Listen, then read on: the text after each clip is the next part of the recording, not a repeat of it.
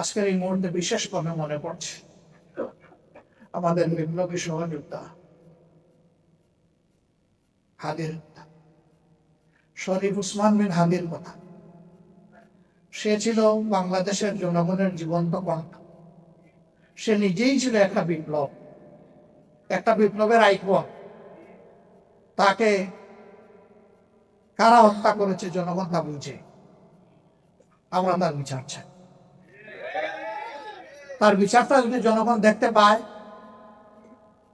তাহলে জাতির জন্য জীবন উৎসর্গ করতে আরো অনেকেই এগিয়ে আসবে, দায়িত্ব নেবে, ঝুঁকি নেবে, বিপ্লবী হয়ে উঠবে।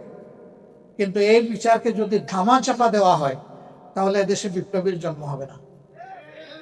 অতএব হাদির বিচার সহ এরকম বিপ্লবীদের বিচার আমাদের বড়ই রয়েছে। আমরা 54 বছরের রাজনীতির যে ঘুণে ধরা অবস্থা, এটা থেকে জাতি যে মুক্তির আকাঙ্ক্ষা করে, সেই আকাঙ্ক্ষা পূরণের জন্যই মূলত আমরা একত্রিত হয়েছি। আমরা ওই পুরোনো রাজনীতিটা আর চাই না, যেই রাজনীতি ফেসিবাদ হয়ে জাতির গাড়ি চেপে বসে, ও রাজনীতি আমরা একেবারেই চাই না। যে রাজনীতি নিরীহ মানুষের জীবন রক্ষার চাইতে মানুষকে খুনের রাজনীতি করে, আমরা সেই রাজনীতিতে আর ফিরে যেতে চাই না। আমরা দুর্নীতি এবং চাঁদাবাজিতে লিপ্ত যে রাজনীতি, সেই রাজনীতিও আমরা আর দেখতে চাই না। আমরা সত্যিকার অর্থেই জন আকাঙ্ক্ষা এবং বিশেষভাবে আমাদের তরুণদের আকাঙ্ক্ষার বাংলাদেশটাই দেখতে চাই। সেই বাংলাদেশটা গড়ার জন্যই আমাদের এই অন্তর্ভুক্তিমূলক আয়োজন। আমরা কার্যত জুলাই বিপ্লবের যারা স্বীকৃতি দেন, ধারণ করেন, জুলাই বিপ্লবের মাধ্যমে নতুন বাংলাদেশ গড়ার স্বপ্ন দেখেন, সেই লোকগুলোই আমরা একত্রিত হয়েছি। আপনারা দোয়া করবেন। দেশবাসীর কাছে আমাদের অনুরোধ যে আপনারাও পরিবর্তন চান, আর আমরা সেই পরিবর্তন করার দায়িত্ব নিয়ে ময়দানে নেমেছি। কার্যত আপনাদের দেওয়া দায়িত্বই আমরা পালন করার জন্য সামনে এসেছি। আমরা আশা করি যে আপনারা সব কিছু দিয়ে আমাদের পাশে থাকবেন, সমর্থন যোগাবেন, ভালোবাসবেন এবং জনগণের বিজয়টা আপনারা নিশ্চিত করবেন। অতীতের মতো কোনো নির্বাচনী ইঞ্জিনিয়ারিং আমরা দেখতে চাই না, এবং আসলে আমরা একবারই এটা বরদাস্ত করব না ইনশাআল্লাহ। যে কোনো ধরনের কারচুপি, ভোট ডাকাতি এবং ভোট ইঞ্জিনিয়ারিং এর বিরুদ্ধে, ম্যানুভারিং এর বিরুদ্ধে আমাদের অবস্থান হবে স্পষ্ট।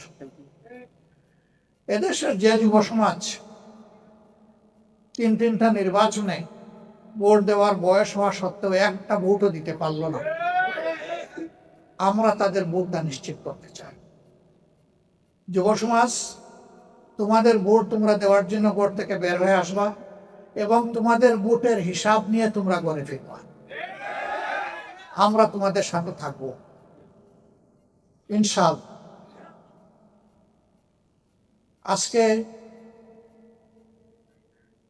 এই প্রত্যাশা, আমাদের যে অঙ্গ, সেই অঙ্গ গঠনে বিভিন্নভাবে অনেকের বিশাল অবদান আছে। আমরা তাদের সকলের অবদানকে অত্যন্ত শ্রদ্ধার সাথে স্মরণ করি, বিশেষভাবে স্মরণ করি 47, 71, 24 সব জাতির টার্নিং পয়েন্ট, জাতির জন্য যারা জীবন দিয়েছেন তাদেরকে, যারা লড়াই করে আহত হয়েছেন তাদেরকে, এবং যারা বিজয় ছিনিয়ে এনেছেন দফায় দফায় তাদেরকে। আমরা সকলের প্রতি শ্রদ্ধাশীল, আমরা সকলের প্রতি কৃতজ্ঞ। আমরা সকলের ঋণ পরিশোধ করতে চাই। একটা নতুন বাংলাদেশ গড়ার মাধ্যমেই ঋণ পরিশোধ করতে চাই। যেই দেশটা হবে আধিপত্যবাদের কবল থেকে মুক্ত, ফ্যাসিবাদের কবল থেকে মুক্ত, এই দুই যন্ত্রণা থেকে মুক্ত একটা নতুন বাংলাদেশ যেন আল্লাহ তাআলা আমাদেরকে দান করে। আমরা লড়ে যাব ইনশাআল্লাহ, আপনারা আমাদের সাথে থাকবেন। সাংবাদিক বন্ধুগণ, আমাদের এই কথাগুলো আপনারা জাতির কাছে পৌঁছে দেবেন। আপনারা কষ্ট করে এখানে এসেছেন, আমরা সকলের প্রতি শ্রদ্ধা নিবেদন করছি। আপনারা সবাই ভালো থাকবেন।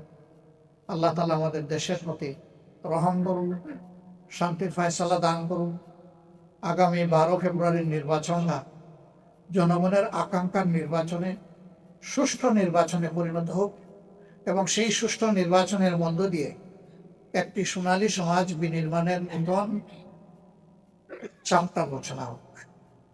এ পর্যায়ে আমি অনুরোধ করব দলগুলোর মধ্যে যে সমস্ত আসনে নিশ্চিতভাবে আমরা একমত হয়ে সবাই বন্টন করেছি, এখানে কেউ কাউকে সিট দেয় নাই। আমরা সবাই বসে সমঝোতা এবং আলাপ আলোচনার ভিত্তিতে আমরা এই সিদ্ধান্ত নিয়েছি।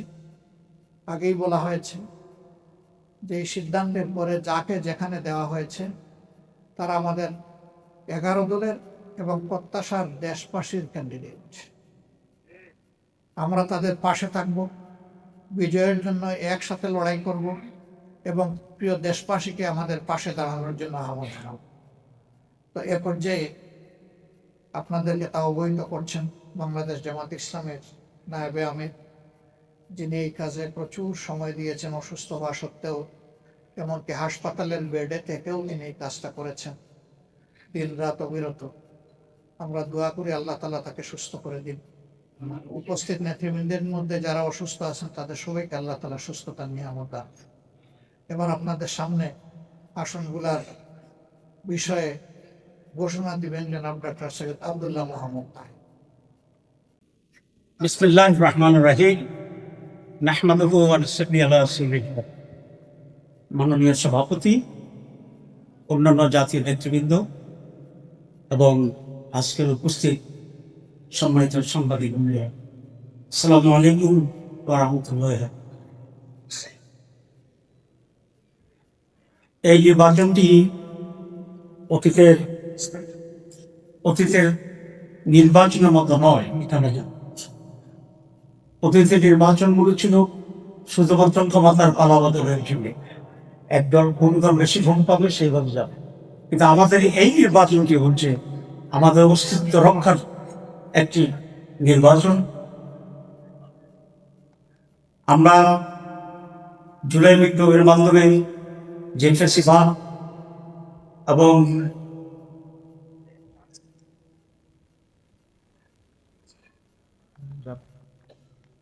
ঠিক আছে, তো এটা বলবেন। এই নির্বাচন হচ্ছে একটি সেই সংস্কার এবং পরিবর্তন অর্জনের জন্যই নতুন বাংলাদেশ গড়া। সুতরাং এই নতুন বাংলাদেশ গড়ার নির্বাচনে আমরা সকলেই ঐক্যবদ্ধ থেকে অত্যন্ত সিরিয়াসলি এটাকে বিজয় করার জন্য আমাদের উপর এটা আমি মনে করি একটি নৈতিক দায়িত্ব এবং কর্তব্য। 2 নম্বর ব্যতিক্রম হচ্ছে যে বাংলাদেশের নির্বাচন ইতিহাস এতগুলি দল নানা ফিলসফি বিশ্বাস করে একসাথে এত বড় চৌকাট তৈরি হয়, সব মতকে ধারণ করেছে। আলহামদুলিল্লাহ, আজকের এই টেবিল, আজকের এই উপস্থিতি সেই জাতীয় ঐক্যের একটা মডেল এবং ঐতিহাসিক স্মরণ হিসেবে কাজ করবে। আমরা যে কথা বলেছিলাম যে ওয়ান বক্স পলিসিতে আমরা অগ্রসর, সেটা হচ্ছে আমরা যে সকল দল 11 দল, এখানে যে সকল দল আমরা এই ঐক্যের ভিতরে আছে, তাদের পক্ষ থেকে এক একটি কনস্টিটিউন্সিতে একজন মাত্র ক্যান্ডিডেট থাকবে। এইটা হচ্ছে আমাদের ওয়ান বক্স পলিসি এবং সেটাকে ধারণ করে আজকে আমরা এখানে আসি। আমরা সকলে মিলে ঐক্যবদ্ধভাবে আমাদের আসন বন্টনের ব্যাপারে আমরা একমত হয়েছি। টুকটাক 2-1টা জায়গায় কিছু সমস্যা এখনো রয়ে গেছে, সেগুলো উইথড্রয়ালের আগেই ইনশাআল্লাহ আমরা চূড়ান্ত করতে পারবো এই আশাবাদ রেখেই আমি এখন যে সমস্ত আসনের ব্যাপারে আমরা এগিয়ে করছি সেগুলোর ব্যাপারেই এখন আমি ঘোষণা দেব। আজকে মোট 250টি আসনের ব্যাপারে আমরা ঘোষণা দিচ্ছি। 1 নম্বর, বাংলাদেশ জামাত ইসলামী 179, জাতীয় নাগরিক পার্টি 30, বাংলাদেশ খেলাফত মজলিস 20, খেলাফত মজলিস 10, এলডিপি 7, জাতীয় ইসলাম পার্টি 2, আমার Bangladesh party 3, Bangladesh development party 2। আমাদের এই দলের ভিতরে বাংলাদেশ খেলাফত আন্দোলন আছেন, তাদের জন্য এই মুহূর্তে সিটের সংখ্যাটা আমরা নির্ণয় করতে পারিনি, কিন্তু তারা আমাদের শরীরের ভিতরে আছে, এটা আমরা দেখবো। আর হচ্ছে জাতীয় নাগরিক পার্টি না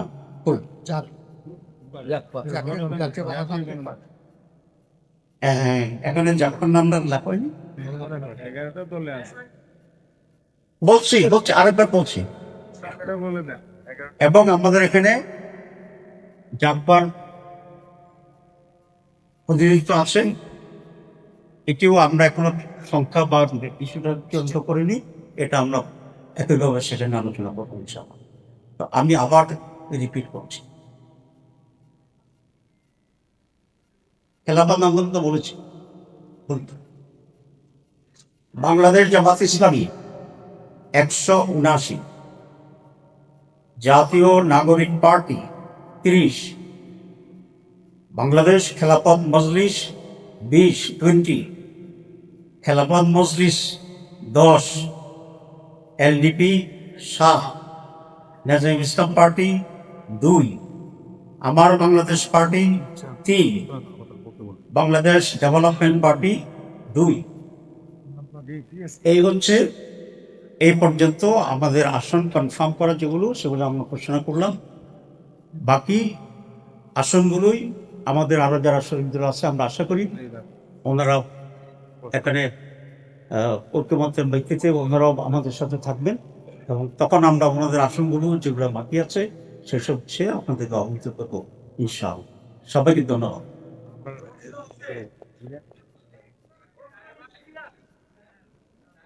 আজকে তো রাজনীতি হয়ে গেছে, সল না হইলে হয় না। আমার নাম হচ্ছে মাঝার স্টার নিউজে কাজ করি। আপনারা বলছিলেন যে আপনাদের 11 দিন নিয়োজন, আমরা গত বছর ঢাকা দিয়েছিলাম, আপনারা 11 দিন নিয়োজন।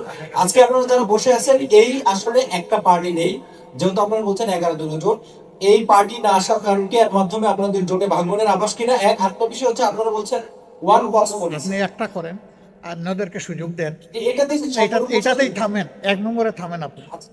ওনার প্রশ্ন হলো যে আমরা যখন সূচনা করি তখন আমাদের সাথে আরেকটা পার্টি ছিল, আজকে এখানে দেখা যাচ্ছে না। সাউন্ড হচ্ছে না? হচ্ছে ঠিক আছে। আরেকটা পার্টি আমাদের সাথে সূচনায় ছিল, এখানে দেখা যাচ্ছে না। তারা এটা জোটে ভাঙ্গনের কোনো ব্যাপার কিনা, তারা নিজেদের নিয়ে আরো বোঝাপড়া করছেন, তাদের সাথে আমাদের নিয়মিত যোগাযোগ আছে, তারা চূড়ান্ত সিদ্ধান্ত জানাবেন। আমরা আশা করি তারা আমাদের সাথে থাকবেন ইনশাআল্লাহ।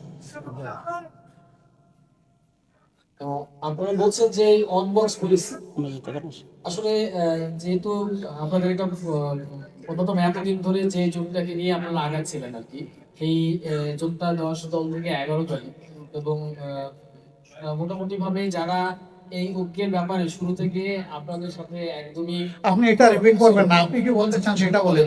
এই অন বক্স পলিসিটা আসলে কিভাবে করবেন তাহলে এই জোট যদি ভেঙে যায়? জোট ভাঙবে কেন? জোট তো ভাঙে নাই, জোট তো আছে। সেই জোটে হয়তোবা ধরেন কোনো একটা পার্টিকুলার দল তাদের যে কোনো কারণেই হোক তারা একমত হইল না, এর মানে তো জোট ভাঙে না। আর এটা আরেকটা জিনিস আমরা ক্লিয়ার করি, আমরা কিন্তু কখনো জোট বলি নাই, আমরা বরাবর বলে আসছি এটা হইল নির্বাচনী সমঝোতা। এখন আমরা বলছি এটা নির্বাচনী বক্তব্য। জি, এরপরে আর কারো কোনো প্রশ্ন? ওনাদের অবস্থান পরিষ্কার হওয়ার পরে এটাও জানবেন ইনশাআল্লাহ। আর কয়টি চেয়েছিল এটা তো জানা উচিত, চাইবো তো আমি সব মিলি, আপনিও চাইবেন বেশিরভাগ।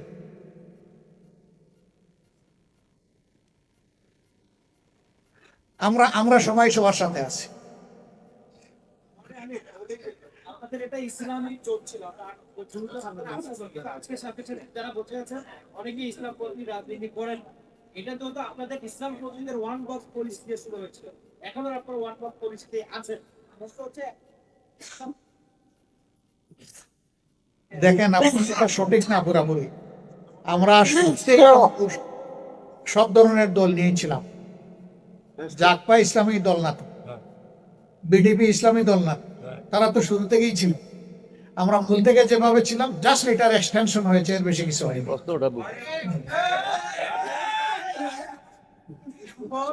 আমি কাজ করি লন্ডনের গাইড পাবলিক নিউজ পেপারে। আমি জাস্ট জানতে চাই আপনার কাছে যে আপনারা যে ইনক্লুসিভ একটা নির্বাচনী ঐক্য করেছেন, সেটির ভীষণ এবং ভীষণ কি হতো? এটা কি শরিয়ার যে একটা ব্যাপার আছে সেটি কি এখানে মূল পয়েন্ট হিসেবে থাকবে, না অন্যান্য কোনো পয়েন্ট থাকবে? আপনারা আমাদের নির্বাচনী ম্যানিফেস্টোতে সব পেয়ে যাবেন, আমাদের পলিসি পেপারে সব পেয়ে যাবেন। এটা বিস্তারিত বিষয়, এখানে এটা মানে সবিস্তারে বলা সম্ভব নয়। পেয়ে যাবেন, একটু ধৈর্য দেন, খুব সহসাই পেয়ে যাবেন।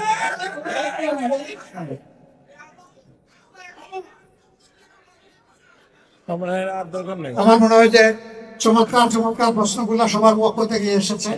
সবাইকে অনেক ধন্যবাদ। আপনারা ভালো থাকবেন।